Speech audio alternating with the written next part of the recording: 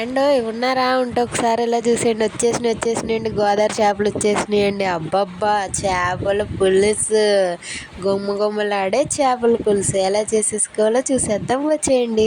First అయితే stove వెలిగించుకుని బాండీ పెట్టి ఆయిల్ వేసుకుని ఆయిల్ మరిగాక ముందుగా నూరు పెట్టుకున్న ఉల్లిపాయ ముద్దను వేసుకోండి. ఉల్లిపాయ పేస్ట్ అనేది కచ్చాపచ్చాగా ఉంటేనే చేపల కూరకి టేస్ట్ అనేది బాగుంటుందండి.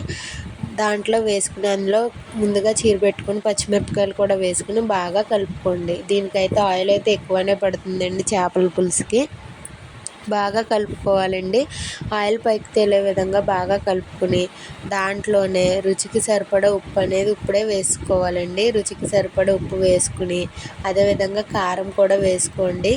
కారం అయితే నేనైతే ఎక్కువనే వేస్తున్నానండి. మీకు ఎంత కావాలనుకుంటే అంత వేసుకోండి. నేనైతే కొంచెం స్పైసీగానే చేస్తున్నానండి. కారం అయితే వేసుకుని మళ్ళీ ఒకసారి మిక్స్ చేసుకుని కొన్ని వాటర్ వేసి అయితే ఈ పేస్ట్ని అయితే బాగా మగ్గనివ్వండి. ఆయిల్ పైకి తేలే విధంగా చూడండి. ఆయిల్ అయితే బాగా తేలింది కదండి. ఇందులోనే ముందుగా కోసి పెట్టుకున్న శుభ్రం చేసుకున్న చేప ముక్కలను అయితే ఒకదాని పక్కన ఒకటి వేసుకోవాలండి. నేనైతే చేప ముక్కలు చేయలేదండి, మా అత్తయ్య గారు చేశారండి. నాకైతే రావండి చేపలు చేయడం.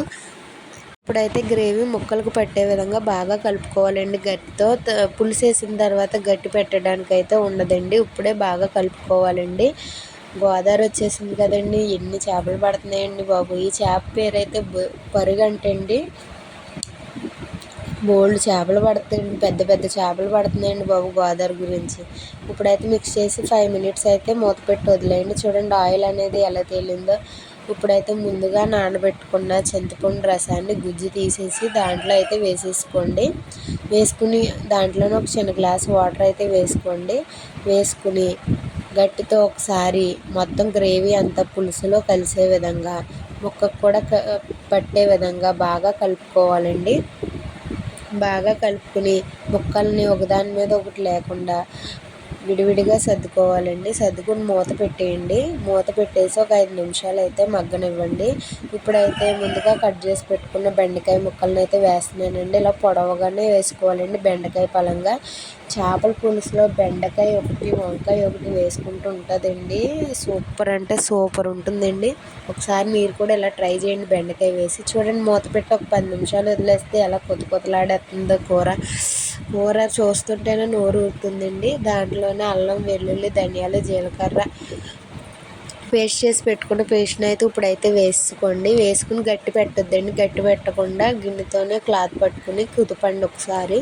పేస్ట్ అంతా గ్రేవీకి పట్టే విధంగా కలుపుకోవాలండి. కలుపుకున్నాక మళ్ళీ మూత పెట్టేసి ఇంకొక 10 మినిట్స్ అయితే మీడియం ఫ్లేమ్లో ఉంచి బాగా ఉడకనివ్వండి. చూడండి ఆయిల్ అనేది ఎలా తేలిందో. ఎంతో టేస్టీగా గోదావరి చేపల పులుసు అండి. చూడండి ఎంత బాగా ఉడుకుతుందో. ఇప్పుడు మళ్ళీ ఒకసారి క్లాత్ పట్టుకుని ఒకసారి మళ్ళీ కుదపండి.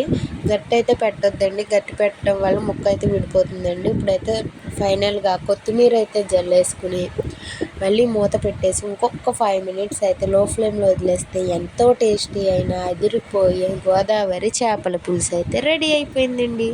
మీరు కూడా ఒక్కసారి ఇలా బెండకాయలతో ట్రై చేయండి. చేపల పులుసు అయితే ముక్క చూసారా ఎక్కడ విడిపోకుండా ఎంత